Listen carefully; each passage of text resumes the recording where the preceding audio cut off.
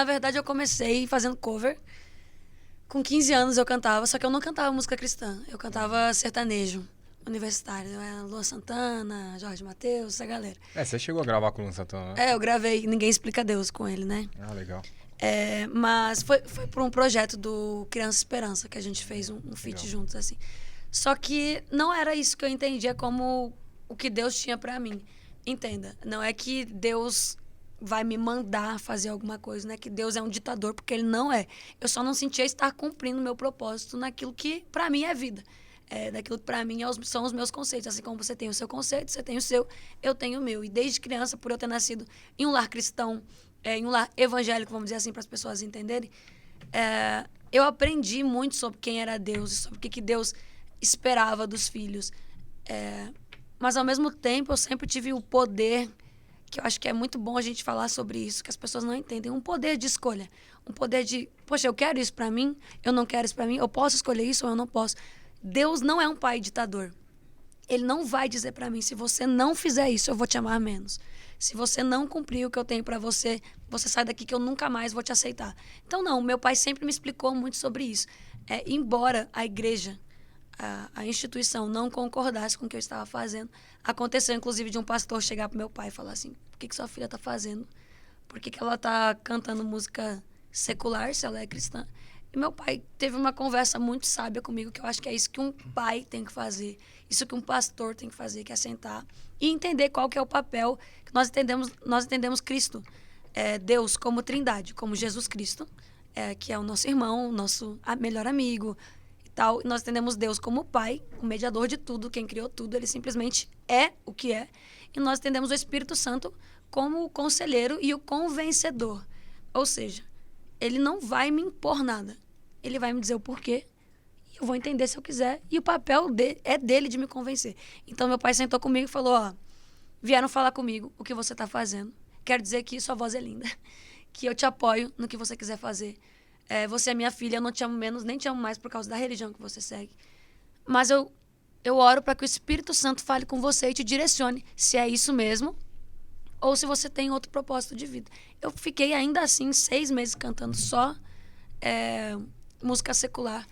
Qual que é essa diferença que eu não sei, para quem está assistindo ou ouvindo a gente, qual que é essa diferença de música secular? E você falou música cristã? Música cristã e música secular. Isso. É música gospel. Que a gente fala assim, que gospel qual é o significado de gospel? Gospel é evangelho. Então, tudo que estiver sendo a ver com Cristo, tudo que é cristocêntrico, entra no meio evangélico. Ou seja, se eu falar que Deus é bom, essa música é cristã. Se eu falar que Deus é pai, isso fala sobre Jesus, isso é gospel. Agora, tudo aquilo que não é cristocêntrico, que fala sobre o outro muito mais do que sobre Deus, aí se torna uma música secular. Você sabia dessa diferença? Óbvio, né? Porque ele é cristão. Sou cristão, né, velho? Tá doido. Mas justamente, essa é uma pergunta, principalmente agora, que eu tenho recebido muito na minha caixinha de perguntas, assim. Você ouve música secular? O que acontece com você? Porque... Mas eu não sabia que tinha a diferença de música gospel pra música cristã. Isso eu não sabia. existe. É a mesma coisa. Tá. Porque o que é cristã? O que é Cristo? Cristão varia de Cristo. Então, tudo que liga a Cristo acaba sendo cristão. Por exemplo, o que as pessoas não sabem é que o católico é tão cristão quanto o evangélico, porque é o mesmo Deus. Então, não existe essa separação que as pessoas criaram. Existe um protestantismo, que é aquilo que os evangélicos são. Porque houve lá na época de Lutero, que Lutero foi quem protestou sobre uma cláusula da Igreja Católica. E então gerou-se a Igreja Evangélica e várias outras denominações. Mas o que eu acredito é na unidade, naquilo que Jesus falou. Desculpa, meu Deus. Bum. Então eu não acredito. O fone que é muito bom, aí a gente ouve... Mas acho que as pessoas não vão ouvir isso. Não.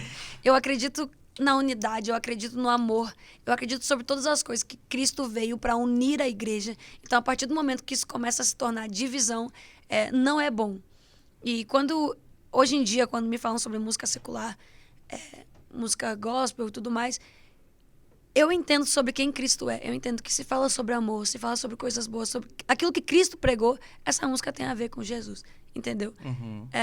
E para mim é sobre isso. Depois eu comecei a cantar, comecei a lançar as minhas músicas cristãs, bem cristocêntricas mesmo. Foi que eu gravei meu primeiro álbum. Você escreve? Eu escrevo todas as músicas, menos uma que eu não escrevi até hoje, que foi O Nome de Jesus. Mas depois disso, a minha carreira foi crescendo e eu prego justamente o que eu acredito. Mas só pra gente fazer uma linha do tempo assim.